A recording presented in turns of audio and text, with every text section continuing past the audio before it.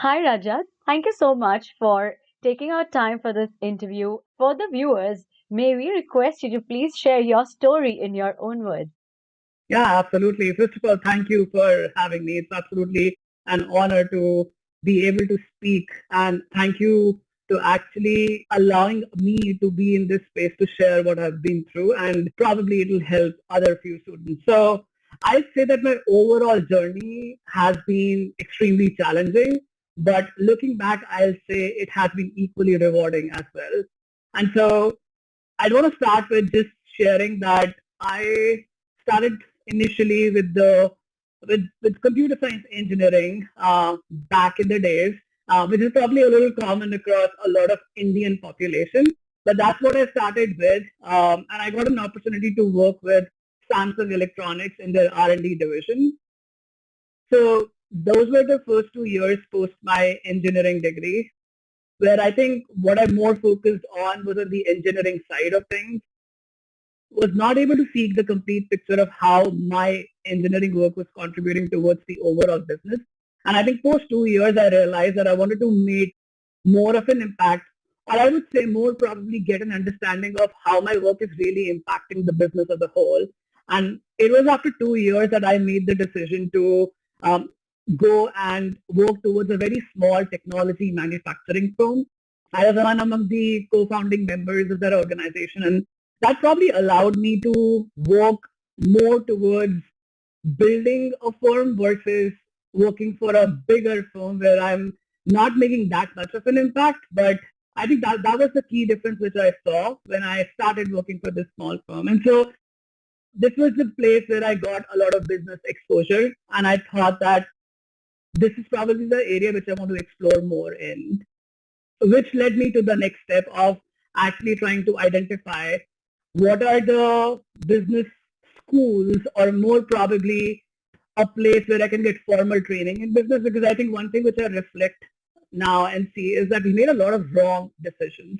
We made a lot of decisions that actually didn't go the way we wanted it to, because most of the people who were working for this organization were engineers primarily. All right. And being among one of the first 10 members who was working towards these decisions for the firm, which would have ultimately a lasting impact, we overall felt as a team that there needs to be someone who can go ahead and get formal training. And so I think that made me more firm with my decision that yes, I want to get an MBA.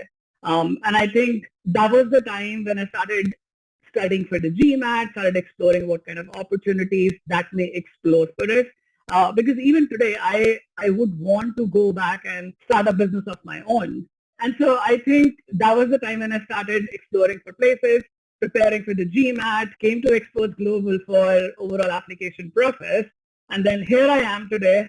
I'm working with Amazon at this point in time as one of the program managers. I feel it has been 2 years with the organization. It has been a lot of immense learning. But looking back, it really feels that although there were a lot of places where I saw those obstacles, where it was super challenging when it felt like just giving up, Right. it is truly rewarding today when I am doing what I really wanted to. Wow, this is amazing. Actually, it's quite inspiring to see how far you've come. So, in your opinion, what are a few factors or actions you took that made all the difference?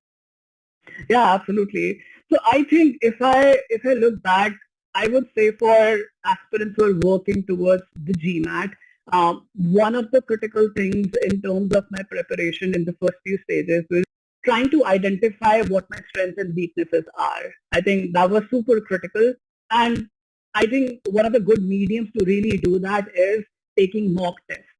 So I started with taking the mock test, and I realized that quantitative area is something which I was a little more comfortable with as compared to my verbal aspect. And Right. I think that's where I realized that I think this is the space where I should be putting more effort in. So knowing your weaknesses early and knowing your weaknesses faster would help you get to your success ultimately faster. So I think identifying that is super, super important. I also believe that applying early to the schools makes again a lot of difference. I worked as the MBA ambassador for 2 years for the Ohio State University's full-time MBA program, the school where I went for my MBA. And I have been on the other side of the table reading those applications, taking the interviews, And I can attest to the fact that what really makes a difference when you apply in round one versus round two is the scholarship. So think of it as that we have a scholarship kitty and each of the different colleges have that. And so the earlier you apply, the chances that you will get more scholarship would be higher. So although there might not be a difference in terms of you getting that decision Mm-hmm. of a yes or a no or being on a wait list, Mm-hmm. the higher stake here is that scholarship. And so if you are one of those individuals who are really looking for scholarship with this MBA program, I would suggest to apply early. And I think that was one of the steps which I did, which really did help me overall. And I think the last piece which I would say is research. Research a lot out of the colleges you would want to go to and try and speak to the students who are studying there. You may reach out to 10 different folks, maybe just one individual may reply, but I would say stay focused at that because I think that really did make a difference and was one of the things that helped me overall. Mm-hmm. That's really nice. So, with the benefit of hindsight, what are a few mistakes you believe you committed in the process? Yeah, I think that again is a really good question, and I think what I would say one of the biggest mistakes that I really did was Mm-hmm. not saying no to the GMAT in time. I'll be very open and honest about it, and I would want to be vulnerable in this position and share that I took the GMAT 5 times. A lot of people would do it once or twice and would get the score that they want. They might do it 3 times. But I think, as you mentioned initially, which reflected a little bit in my journey, this never say never attitude was something which I wanted which reflected through even taking these tests. But I think it is always important to understand that this is an overall bigger journey and it's not just about the test. I'd honestly tell you that I think I am one of those person who is not great at test taking, but when it comes to taking interviews, I think it comes a little bit more naturally to me as opposed to writing a test. And so I think I initially increased when I moved from my first take on the GMAT to the third take of GMAT. But in the fourth and fifth, I basically plateaued. I believe if I would have thought of this whole process as a journey and not just the GMAT test, because I think writing those essays correctly and conveying your story through them, one, and then the second piece, taking those interviews are equally important as is your GMAT. I think I didn't have that knowledge at that point in time, and I believe I would have been a little bit earlier in this whole process. Whatever I'm doing, I would have been doing a year earlier had I said no to the GMAT well in time. All right. Okay. But it's very inspiring to see that you have actually like you admit to your mistakes and then you also learn from it and then you grow. So that is very inspiring. So going back to your GMAT prep phase, what were the main resources that you used and what tips will you give to the future GMAT aspirants in their GMAT prep? Yep, absolutely. So I think I would say a lot of people de-emphasize that official guide is something which is comparatively easier and they would want to just do it and then get away with it. I think that was the kind of generalization that I have heard from people. But I think overall what really helped me was that official guide. I just cannot emphasize how important it is to first finish off the official guide. However great you are with your skills when it comes to both the quantitative and the verbal section, please do spend the time to complete your official guide because since I've taken the test 5 times, I can attest to the fact that the concepts which are in the official guide are tested again and again, again and again. You may not get that exact same question, but those concepts are the ones which get tested. Secondly, I would say I realized that verbal is one of the areas where I need to work on. And then I think I believe in this 80-20 rule where I believe 80% of the output that you will get will come from the 20% of the input that you're putting in. And so I realized that if verbal is the section where I'm failing or I'm not getting to where I want to be in that section, I started to look further into what does reading comprehension look like, what does sentence correction look like, what does reading the critical reasoning section look like for me. And I think the most difficult area or the one where I was not doing good was the reading comprehension section. I started doing lots of reading comprehension to understand. It is a little bit tougher, but it definitely prepares you for those tests. So what I did is I started initially with just taking those tests and trying to not time myself to get as much accuracy as I can. And then once I really had that accuracy, I started pushing myself to complete those within time. And I think reading comprehension did make a difference. I think you get good amount of 3 or 4 of your RCs in your final exam. And so I think LSAT reading comprehension was another area I looked into. The other piece which I referred was, I think sentence correction was one of the areas which was strongest, I would say, within my verbal section. But Manhattan's sentence correction overall guideline was also really helpful for me. And I think I did refer the Bible for critical reasoning, which is another resource. But overall, what I want to say here is that please do make sure that you're going through your official guides before you get into any other resources. All right. Okay. I'm sure your tips are actually going to help a lot of students in their complete journey of GMAT prep. Yeah, absolutely. So, what would you like to say about your experiences and learnings from managing your application timeline? So I think I would say Experts Global did a fantastic job here when it comes to helping me manage those application timelines. Mhm. I think I came to Experts Global. I believe one of the pieces which they really helped me with is track what are those schools that I'm really going for. And I think I would say one of the learnings that I've had with this was always, I think as I said, apply early. And then secondly, do not leave your application for the last day. You may have that debit card which won't work last minute. You may have one of those sections which you did not complete and you realize that you just have a few hours. So and that has happened to me. And so my learning from that was to make sure that you are getting that done or you are completing it well in time.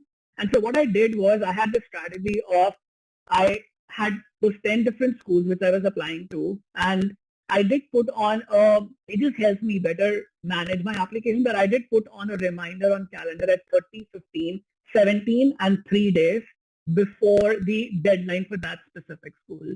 So say suppose Cornell has a deadline for March 2nd for my second round. And so I'll try to put it at 30, 15, 7, and 3 days. And before 3 days is the worst case situation that I'm saying to myself that this is the time by when I need to complete my application.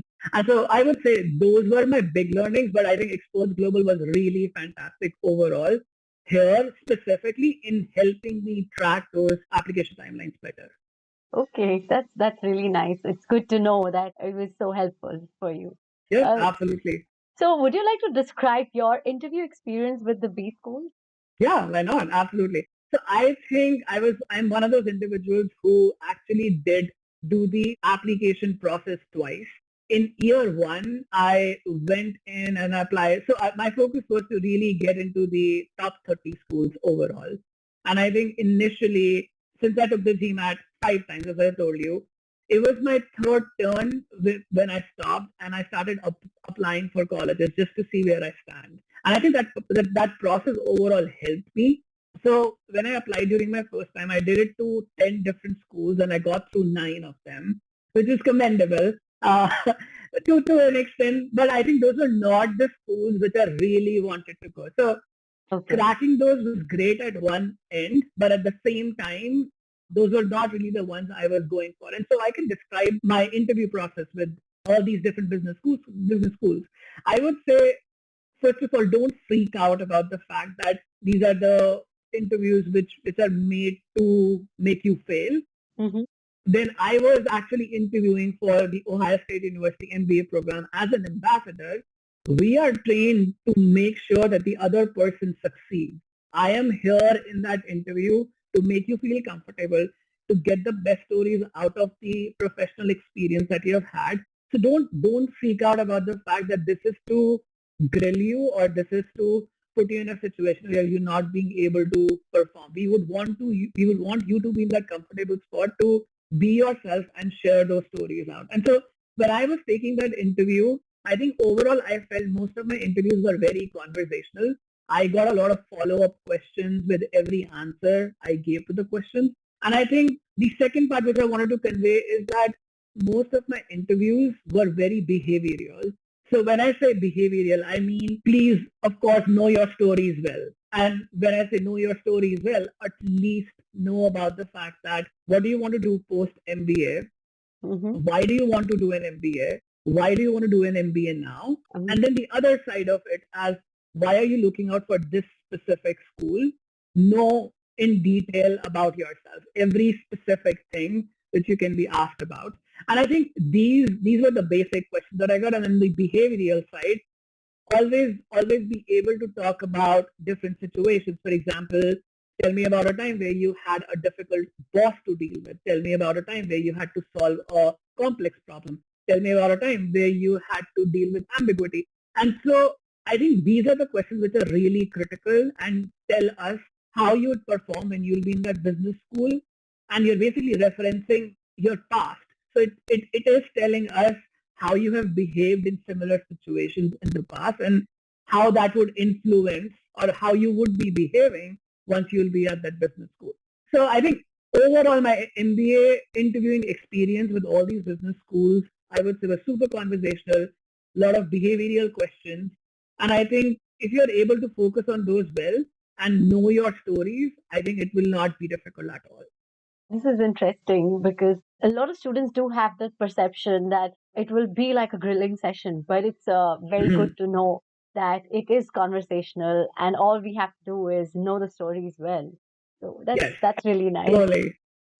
So, can you tell us more about your MBA experience? Yeah, absolutely. I think I had a phenomenal experience in those 2 years at the Ohio State University's Fisher College of Business. And I think if someone asked me to change anything about it, I would not change a single thing because I loved my experience so much. Oh, And wow. so I think I came to the US. And of course, given my schooling and then my college years all have been in India, it was a very different experience. Even the small things really did stand out when I came in. And I think I would say my first 4 months were actually difficult.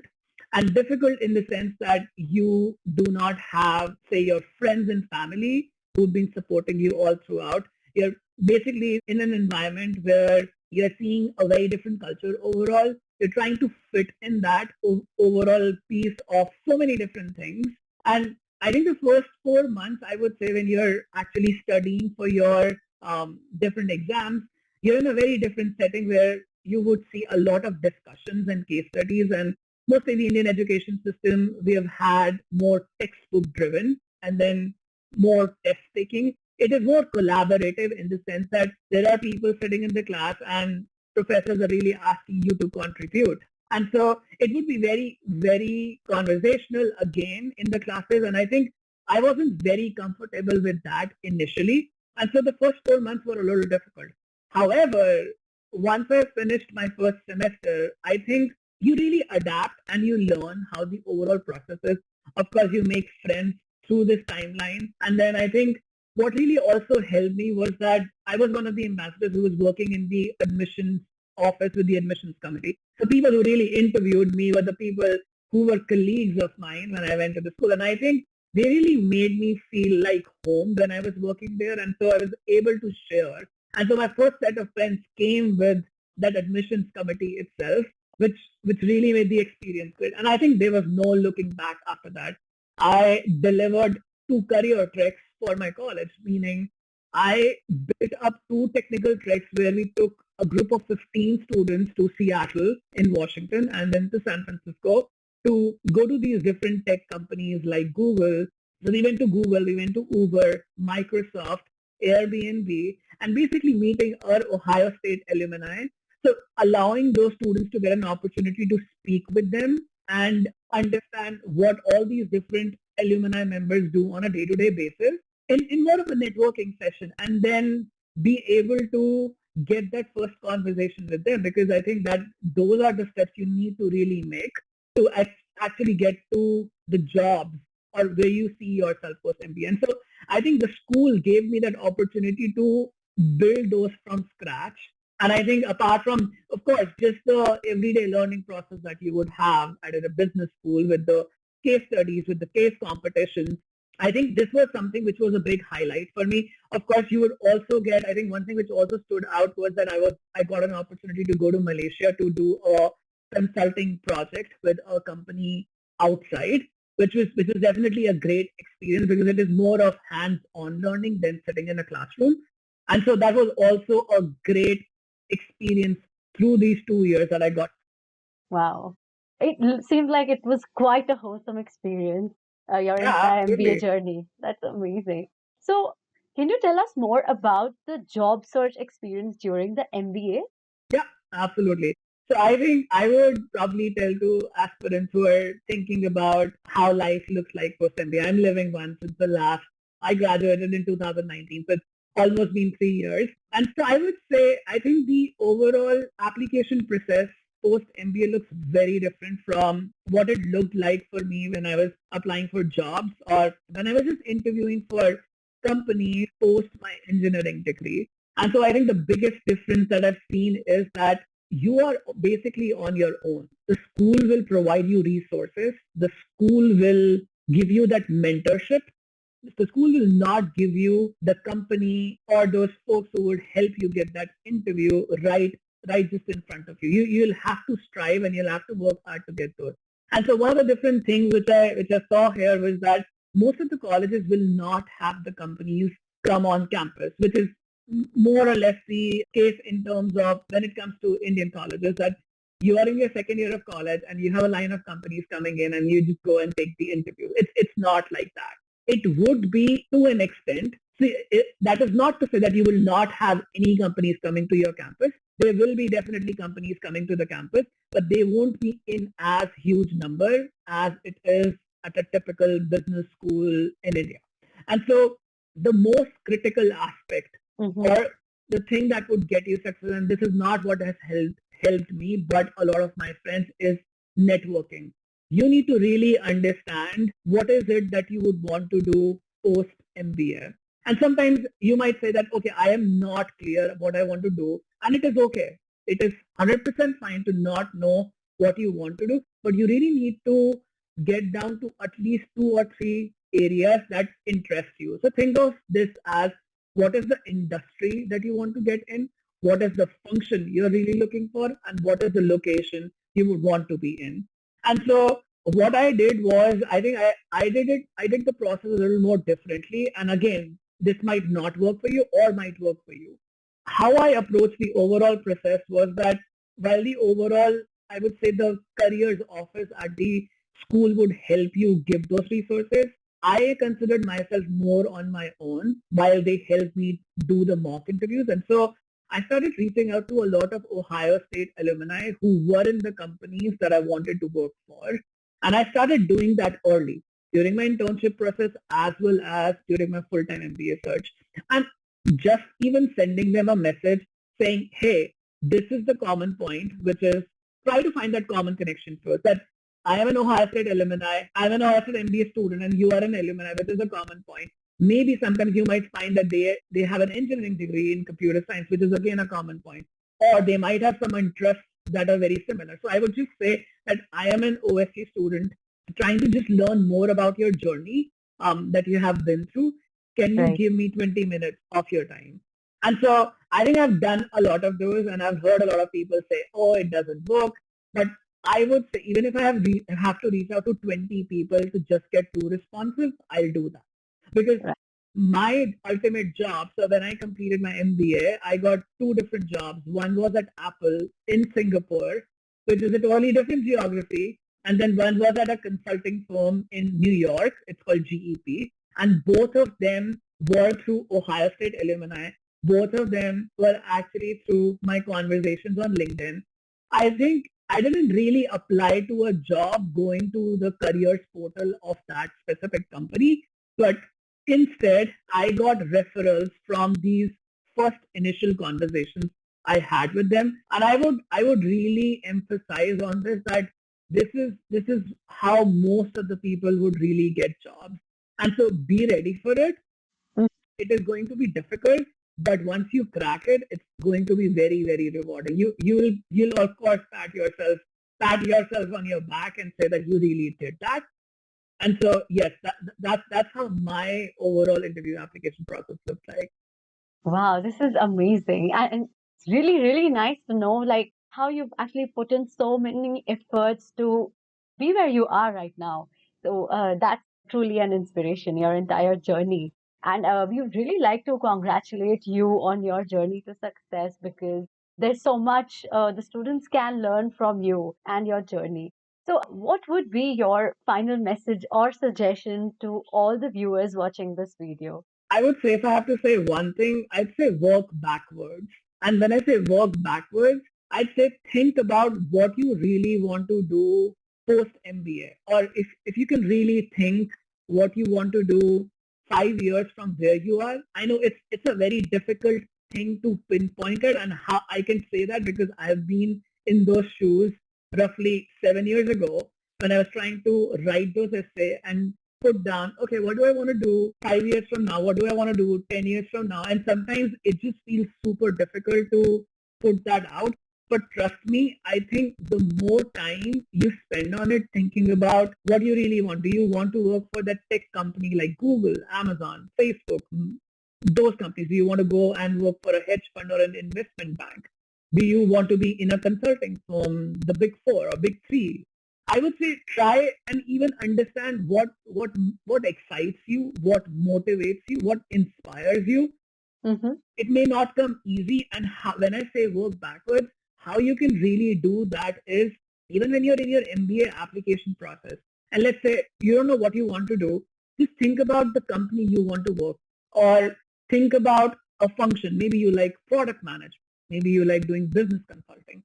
Just try and contact folks who are in those positions, who are in those companies.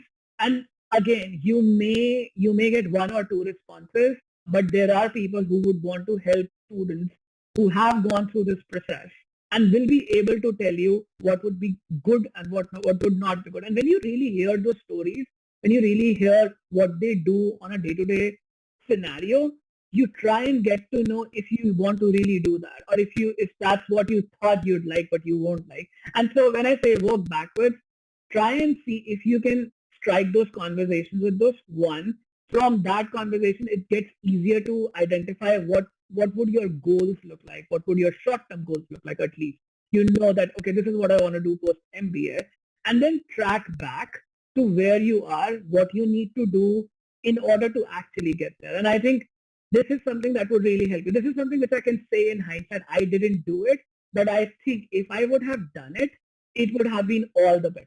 That's really good. That's really amazing.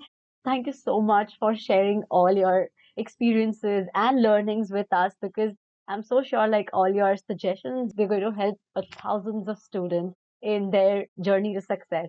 Yeah, absolutely. Again, thank you for having me, Diksha. It was great interviewing with you. Yeah, thank you so much. Thank you. It was great talking to you and knowing about your journey. Have a great weekend. Yeah, you have a good rest of the day. Yeah, so absolutely. You have a great Sunday. Yes.